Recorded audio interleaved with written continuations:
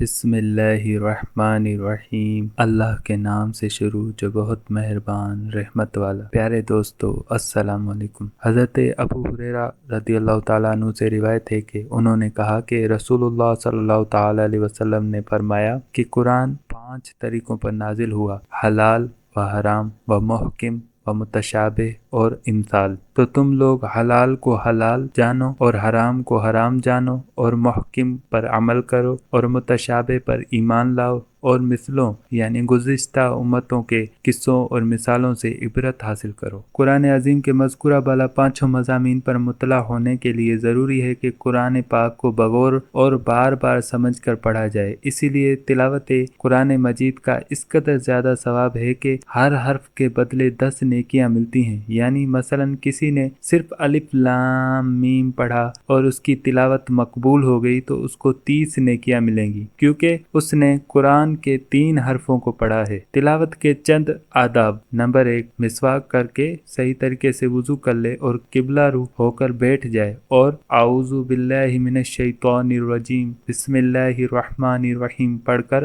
अल्फाज व मानी में गौर व फिक्र करते हुए दिल को पूरी तरह मुतवज्जे करके खुशू व खुजू और निहायत इज्ज व इनकिसारी के साथ तिलावत में मशगूल हो और ना बहुत बुलंद आवाज से पढ़े और ना बहुत पस्त आवाज करे, बल्कि दरमियानी आवाज से पढ़े। नंबर 2, बेहतर यह है कि देख कर तिलावत करे, क्योंकि कुरान मजीद को देखना भी इबादत है और इबादतों में सवाब भी दोगुना मिलता है। हदीस शरीफ में है कि जिसने देख कर कुरान मजीद की तिलावत की उसके लिए 2000 नेकियां लिखी जाएंगी और जिसने ज़बानी पढ़ा उसके लिए 1000 नेकियां लिखी जाएंगी। नंबर 3, 3 दिन से कम में कुरान करीम ना ख़त्म करे, बल्कि कम अज कम 3 दिन या 7 दिन या 40 दिन में कुरान करीम ख़त्म करे, ताकि मानी व मतालिब को समझ कर तिलावत करे। नंबर 4, तरतील के साथ इत्मीनान से और ठहर ठहर कर तिलावत करे। इरशाद रब्बानी है, वरत्तिलिल कुरआन तरतीला। पारा नंबर 29 सूरह अल-मुज़म्मिल आयत नंबर 4। तर्जुमा कंजुल ईमान, यानी खूब ठहर ठहर कर कुरान मजीद पढ़ो। इसमें कई फायदे हैं। अवलन तो इससे कुरान मजीद की अजमत ज़ाहिर होती है और सानियन यानी दूसरा फ़ायदा, कुरान मजीद के अजाइब व गराइब को सोचना और मानी को समझना ही तिलावत का मकसूद आज़म है और ये तरतील के बगैर दुश्वार है। नंबर 5, बवक्त तिलावत हर लफ्ज़ के मानी पर नज़र रखे और वादा व वईद को समझने की कोशिश करे और हर खिताब में अपने को मुखातिब तसव्वुर करे और अमर व नही और किसस व हिकायत में अपने आप को मर्जा खिताब समझे और अहकाम पर अमल पेरा होने और ममनुआत से बाज रहने का पुख्ता इरादा कर ले। नंबर 6, दौरान तिलावत जिस जगह जन्नत और उसकी नेमतों का जिक्र आए या हिफ्ज़ व अमान और सलामती ईमान या किसी भी पसंदीदा चीज़ का जिक्र आए तो ठहर कर दुआ करे, और जिस जगह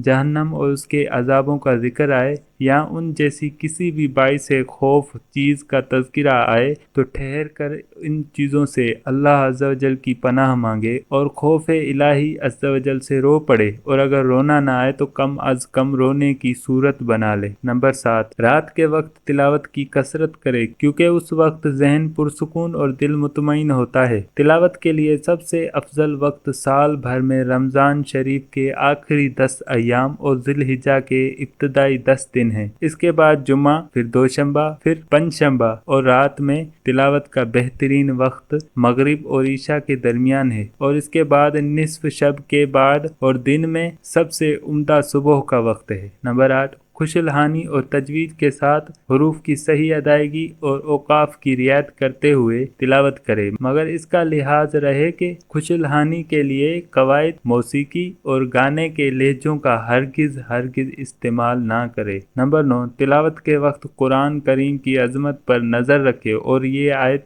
करीमा पारा नंबर 28 सूरह अल हशर आयत नंबर 21। ترجمہ کنزُل ایمان، یعنی اگر ہم یہ قرآن کسی پہاڑ پر اتارتے تو ضرور تو اسے دیکھتا جھکا ہوا پاش پاش ہوتا اللہ کے خوف سے۔ آیت کے اس مضمون کو بوقت تلاوت اپنے ذہن میں حاضر رکھے اور خوف الہی سے بھرپور ہو کر نہایت عاجزی کے ساتھ تلاوت کرے۔ نمبر 10، جو آیتیں اپنے حال کے مطابق ہوں ان کو بار بار پڑھنا چاہیے اور قرآن عظیم پڑھتے وقت یہ خیال جمائے کہ گویا خداوند تعالیٰ کے حضور میں پڑھ رہا ہے۔ جب اس منزل تک پہنچ جائے تو یہ تصور جمائے کہ گویا رب کریم مجھ ہی سے خطاب فرما رہا ہے، اور اس ترقی کی انتہا یہ ہے کہ یہ تصور پیدا ہو جائے کہ قرآن عظیم پڑھنے والا گویا اللہ تعالیٰ اور اس کی صفات و افعال کو اس کے کلام میں دیکھ رہا ہے۔ لیکن یہ بلند مرتبہ صدیقین کے لیے مخصوص ہے، ہر کس و ناقص کو یہ حاصل نہیں ہوتا۔ نمبر 11، جب تنہائی میں ہو تو درمیانی آواز سے تلاوت کرنا بہتر ہے، لیکن اگر بلند آواز سے تلاوت کرنے میں ریاکاری کا خوف ہو یا کسی نمازی کی نماز میں خلل کا اندیشہ ہو یا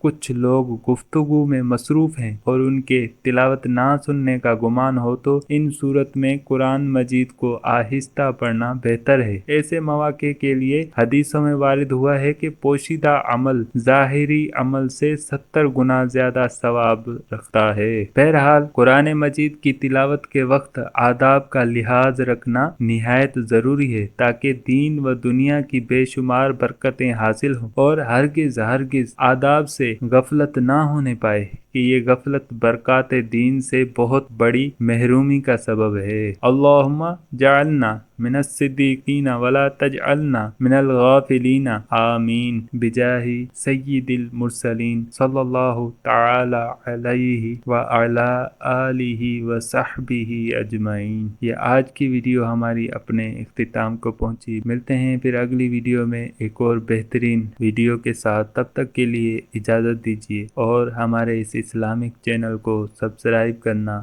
لائک کرنا اور دوسرے لوگوں کے ساتھ شیئر کرنا نہ بھولیے۔ السلام علیکم۔